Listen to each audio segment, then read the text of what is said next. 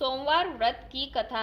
एक नगर में एक बहुत धनवान साहूकार रहता था, जिसके घर में धन की कमी नहीं थी, परंतु उसको एक बहुत बड़ा दुख था। उसके कोई पुत्र नहीं था। वह इसी चिंता में दिन रात लगा रहता। वह पुत्र की कामना के लिए प्रत्येक सोमवार को शिव जी का व्रत और पूजन किया करता था तथा सायंकाल को मंदिर में जाकर शिव जी के सामने दीपक जलाया करता था।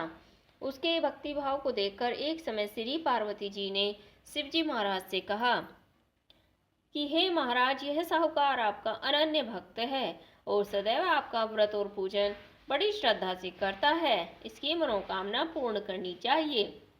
शिव जी ने कहा, हे पार्वती, यह संसार कर्म क्षेत्र है। जैसे किसान खेत में बीज बोता है, वैसा ही फल काटता है। उसी तरह इस संसार में जो जैसा कर्म करता है, वैसा ही फल भोगते हैं। पार्वती जी ने अत्यंत आग्रह से कहा, महाराज, जब यह आपका अनन्य भक्त है और इसको किसी प्रकार का दुख है तो उसको अवश्य दूर करना चाहिए, क्योंकि आप सदैव अपने भक्तों पर दयालु होते हैं और उनके दुखों को दूर करते हैं। यदि आप ऐसा नहीं करेंगे तो मनुष्य आपकी सेवा और व्रत क्यों करेंगे? पार्वती जी का ऐसा आग्रह सुनकर शिव जी महाराज बोले, हे पार्वती, इसके कोई पुत्र नहीं है। इसी चिंता में यह अति दुखी रहता है। इसके भाग्य में पुत्र न होने पर भी मैं इसको पुत्र प्राप्ति का वर देता हूँ, परंतु यह पुत्र केवल 12 वर्ष तक जीवित रहेगा। इसके पश्चात वह मृत्यु को प्राप्त हो जाएगा। इससे अधिक और मैं इसके लिए कुछ भी नहीं कर सकता। यह सब बातें साहूकार सुन रहा था। इससे उसको न कुछ प्रसन्नता हुई और न ही दुख हुआ। वह पहले जैसा ही शिवजी महाराज का व्रत और पूजन करता रहा। कुछ काल व्यतीत हो जाने पर साहूकार की स्त्री गर्भवती हुई और 10वें महीने में उसके गर्भ से अति सुंदर पुत्र की प्राप्ति हुई। साहूकार के घर में बहुत खुशी मनाई गई, परंतु साहूकार ने उसकी केवल 12 वर्ष की आयु जानकर अधिक प्रसन्नता प्रकट नहीं की और न ही किसी को भेद ही बताया। जब वह बालक 11 वर्ष का हो गया और उस बालक की माता ने उसके पिता से विवाह आदि के लिए कहा, तो वह साहूकार कहने लगा कि अभी मैं इसका विवाह नहीं करूंगा, अपने पुत्र को काशी जी पढ़ने के लिए भेजूंगा। फिर साहूकार ने अपने साले अर्थात बालक के मामा को बुलाकर उसको बहुत सा धन देकर कहा, तुम इस बालक को काशी जी पढ़ने के लिए ले जाओ और रास्ते में जिस स्थान पर भी जाओ, यज्ञ तथा ब्राह्मणों को भोजन कराते हुए जाओ।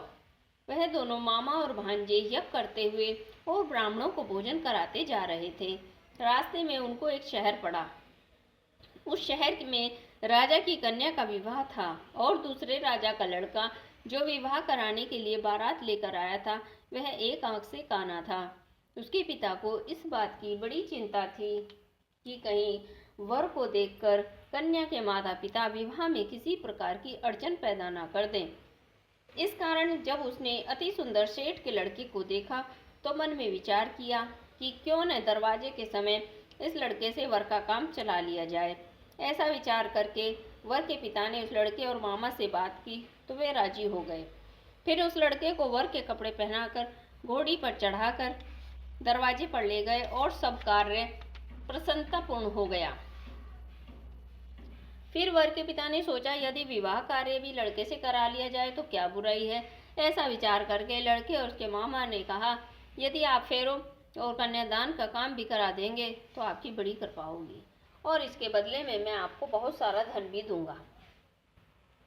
तो उन्होंने स्वीकार कर लिया और विवाह कार्य भी बहुत अच्छी तरह से संपन्न हो गया।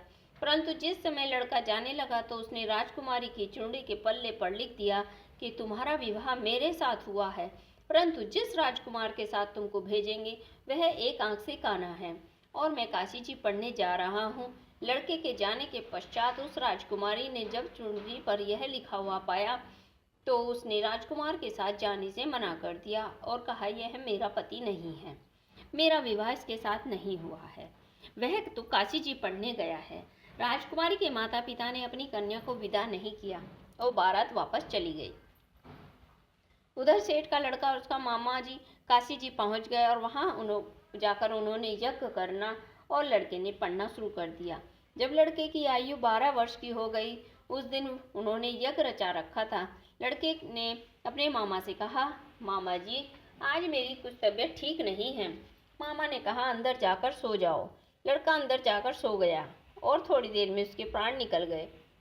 उसने सोचा कि अगर मैं अभी रोना पीटना मचा दूंगा तो यज्ञ कार्य अधूरा रह जाएगा। अतः उसने जल्दी से यज्ञ का कार्य समाप्त कर ब्राह्मणों के जाने के बाद रोना पीटना आरंभ कर दिया। संयोगवश उसी समय शिव पार्वती जी उधर से गुजर रहे थे। जब उन्होंने जोर जोर से रोने की आवाज़ सुनी तो पार्वती जी ने कहा, महाराज, कोई दुखिया रो रहा है, इसके कष्ट को दूर कर दीजिए। जब शिव और पार्वती ने पास जाकर देखा तो वहाँ एक लड़का मुर्दा पड़ा था। पार्वती जी कहने लगी, महाराज, यह तो उसी सेठ का लड़का है जो आपके वरदान से हुआ था। शिव जी कहने लगे, हे पार्वती, इसकी इतनी ही आयु थी, यह भोग चुका है। तब पार्वती जी ने कहा, हे महाराज, इस बालक को और आयु दो, नहीं तो इसके माता पिता तड़प तड़प कर मर जाएंगे। पार्वती जी के बार बार आग्रह करने पर शिव जी ने उनको जीवन वरदान दिया और शिव जी महाराज की कृपा से लड़का जीवित हो गया। शिव जी और पार्वती कैलाश को चले गए। तब वह लड़का अपना मामा और उसी प्रकार यज्ञ करते हुए ब्राह्मणों को भोजन कराते हुए घर की ओर चल पड़े। रास्ते में उसी शहर में आए जहां उसका विवाह हुआ था।